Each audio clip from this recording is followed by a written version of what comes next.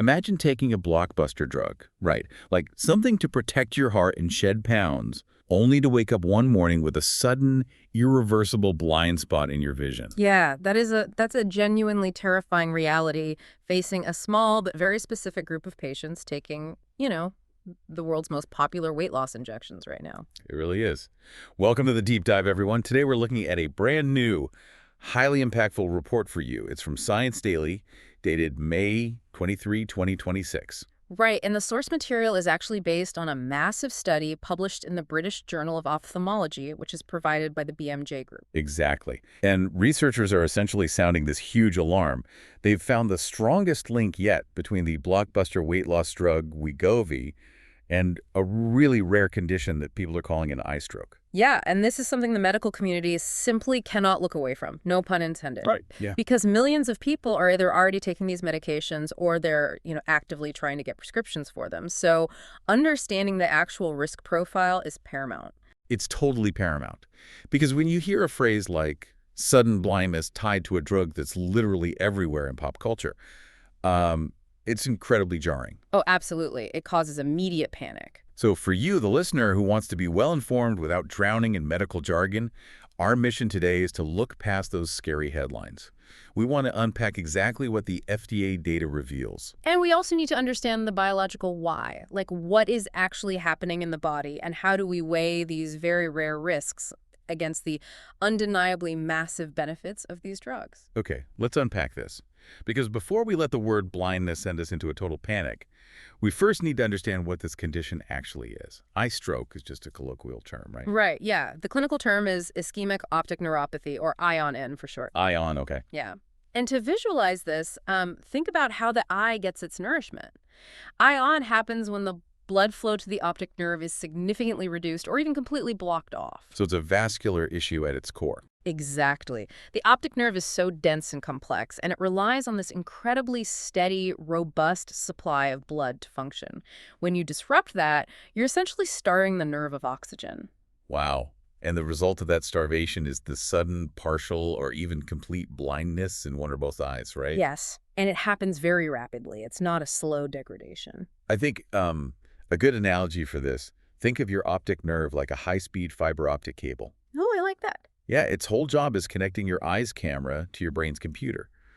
The camera might be totally fine, but ION is basically what happens when the power supply, the blood flow to that crucial cable, gets suddenly cut off. The screen just goes dark. Exactly. The signal just physically cannot get through to the brain. That analogy hits the nail on the head. The hardware of the eye itself might be totally intact, but without that cable transmitting data, you get no picture. Right. And what's wild is how they actually found this connection. Yeah. The sheer scope of this study is just, it's massive. It really is unprecedented. They didn't just look at a handful of patients in one clinic. They mined the FDA adverse event reporting system, which we usually just call FAERS. Right, FAERS. And just to give you, the listener, a sense of the scale here, they looked at data from December 2017 all the way to December 2024. 7 full years of data. Yeah, and they sifted through a staggering 30.6 million adverse event reports. 30.6 million. That's a mountain of data covering virtually every side effect for every drug on the market. FAERS is essentially the giant national repository for any unintended harmful side effects. So out of those 30.6 million reports, they applied strip filters and narrowed it down to 31,774 reports, specifically involving semaglutide drugs. And semaglutide is the active chemical ingredient in both Wegovy and Ozempic. Correct. And the demographic snapshot of those 31,000 plus people is super important context. The average age was 56, and 54% of them were women. Which perfectly aligns with the primary user base for these metabolic medications. It's a very specific midlife demographic. Okay, so we know what the condition is, and we know who's reporting it. But this is where the data reveals this massive, highly counterintuitive discrepancy between the brand names. Right, because it's the exact same drug molecule. Wait, hold on. I have to push back on the headlines here based on the raw numbers in this study. Go for it. Because I'm looking at the data, and it says researchers found 47 reports of ION linked to Ozempic, but only 28 linked to Wegovy. That's right. So math is math. If Ozempic has almost double the raw cases 47 compared to 28, why is Wegovy taking all the heat in the press? Well, what's fascinating here is the critical difference between raw case numbers and a statistical signal. Okay, explain that. It's a very common trap to just look at raw counts, but in epidemiology, context is everything. Ozempic generated way more reports overall simply because it was approved much earlier. Ah, so it's just been on the market longer. Exactly. And historically, it's been prescribed to a vastly larger number of people for type 2 diabetes. More people taking it for more time naturally equals a higher raw number of reports. Let me try a different way to think about this. So it's like, it's not about the total number of shark attacks. Okay. It's like Beach A has 1,000,000 swimmers and 50 attacks, but Beach B only has 1,000 swimmers and 30 attacks. The water at Beach B is statistically way more dangerous for the individual swimmer, even if the total bites are technically lower. That perfectly encapsulates the concept of a statistical signal. They aren't just counting shark bites, they're calculating the odds of this specific rare event happening compared to what is normally expected. The density of the risks. Exactly. And when you adjust the data for the number of users and the time the drug has been out, the signal is massively skewed toward Wegovy. Let's hit the hard numbers on this because it's jarring. The statistical signal for Wegovy showed the odds of developing ION were nearly 75 times higher than expected. 75 times. That is huge. Meanwhile, Ozempic showed odds of nearly 19 times higher. Yeah. And generic semaglutide products were basically right there too, with odds 21 times higher. So even though there are fewer total cases with Wegovy, the density of those cases relative to its specific usage is just vastly higher. A signal of 75 is just, it's wild. In drug safety monitoring, a signal that high acts like a flare gun going off in the night sky. It demands immediate attention. And it gets even more granular. There's this highly specific, intriguing detail regarding gender. The risk isn't equal at all. No, the gender divide is stark. Overall, the odds of experiencing this eye stroke condition were more than 3 times higher in men than in women. 3 times higher for men. That's a huge gap. It is. And when you break it down further, men using Wegovy showed the highest statistical signal overall. For them, the odds were a jaw-dropping 116 times higher than expected. 116 times. Yeah.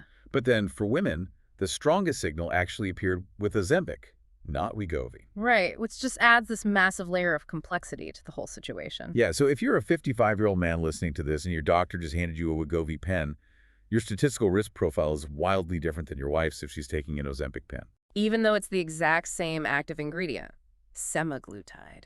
Right. Depending on the brand name and depending on whether you're a man or a woman, the statistical risk of losing power to that fiber optic cable in your eye changes dramatically. And that forces us to ask the single most important question in medicine. Why?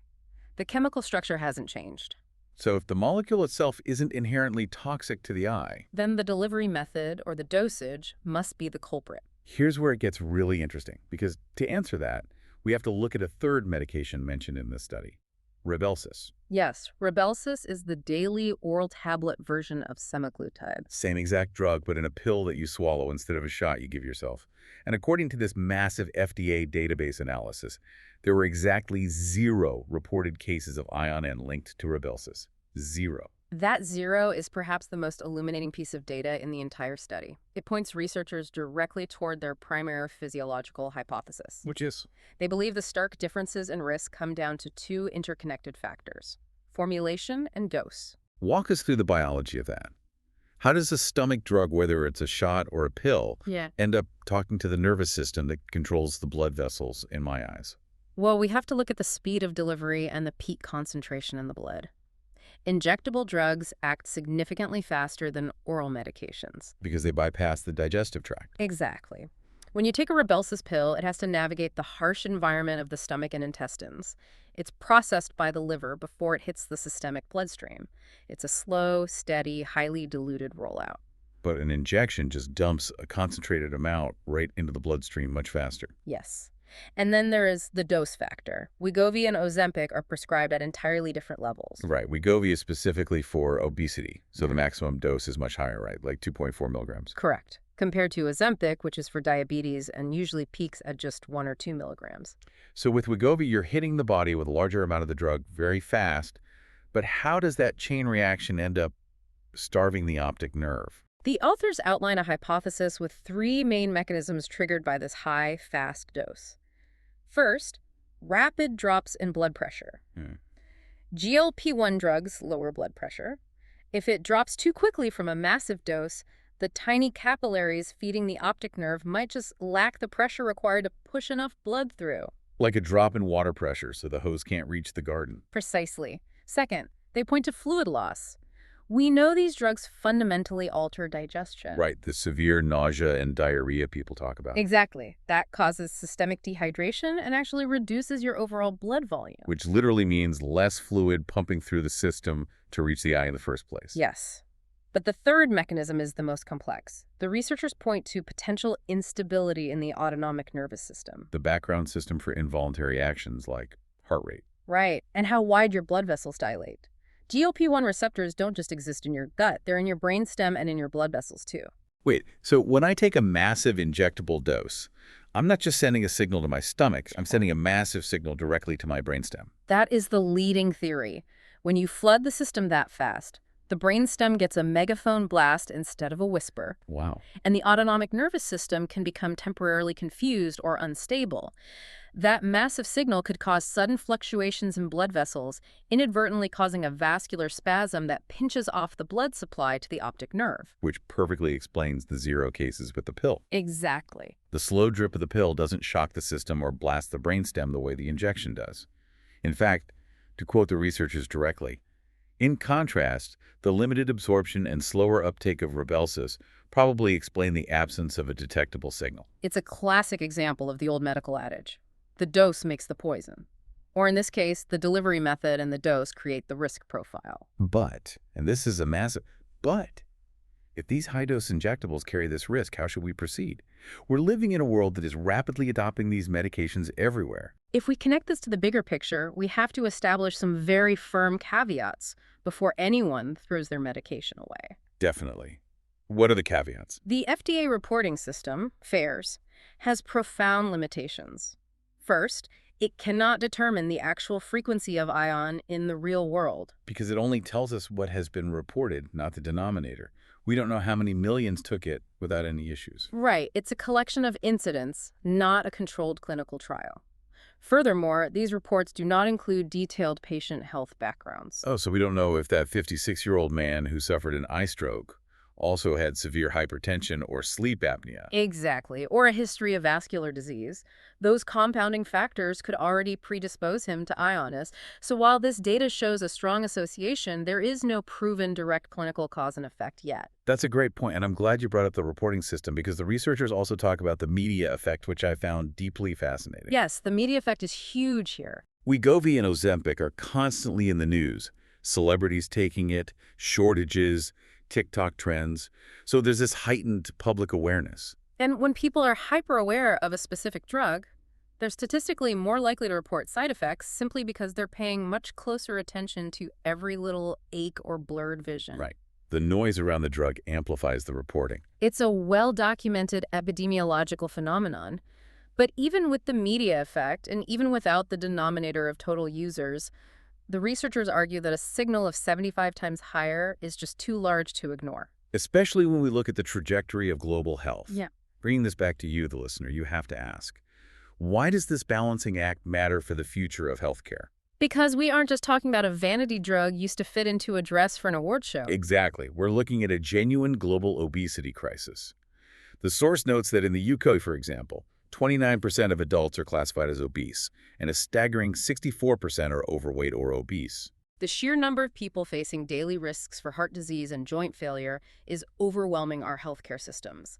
The systemic benefits of weight reduction for that population are immense. And the use of GLP-1s is expanding far beyond weight loss anyway. Oh, the research is moving incredibly fast. They're exploring them to reduce risks for cardiovascular disease, stroke recovery, even dementia. Multi-tool interventions for overall metabolic health, which means prescriptions are going to absolutely skyrocket globally. And with that massive expansion comes a very intense debate, particularly concerning pediatrics.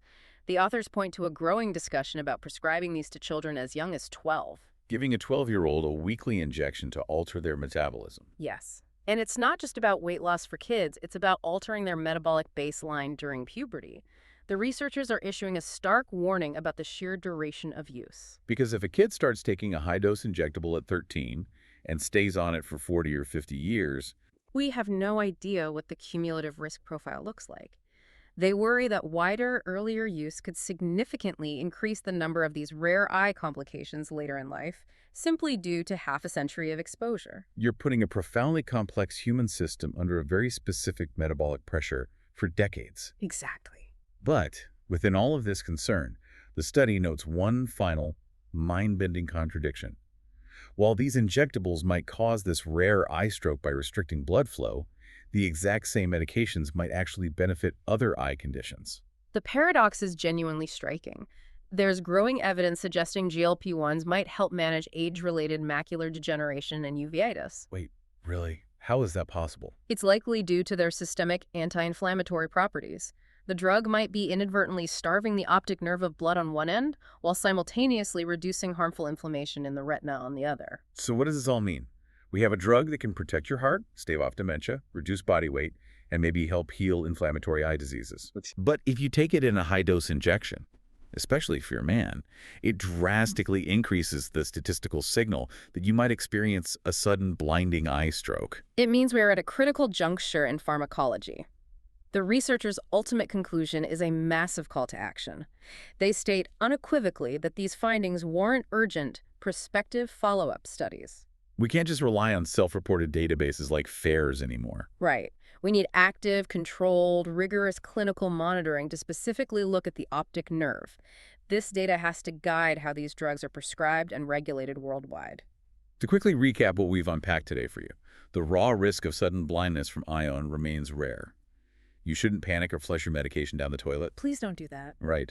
However, the FDA data clearly shows that the formulation and high-dose nature of Wegovy creates a massive statistical risk signal compared to slower oral alternatives.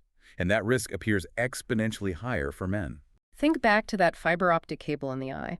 If a single molecule can simultaneously protect against a brain stroke, help heal macular degeneration, and yet possibly trigger a rare eye stroke just by changing how fast it's absorbed. It's wild to think about. It is. We really have to ask ourselves, are we only just scratching the very surface of how deeply these metabolic changes ripple through the interconnected systems of the human body? Altering metabolism systemically carries complex consequences, and there are no biological free lunches. Very true. Thank you for joining us on this deep dive. Stay curious, keep reading past the headlines, and we will catch you next time.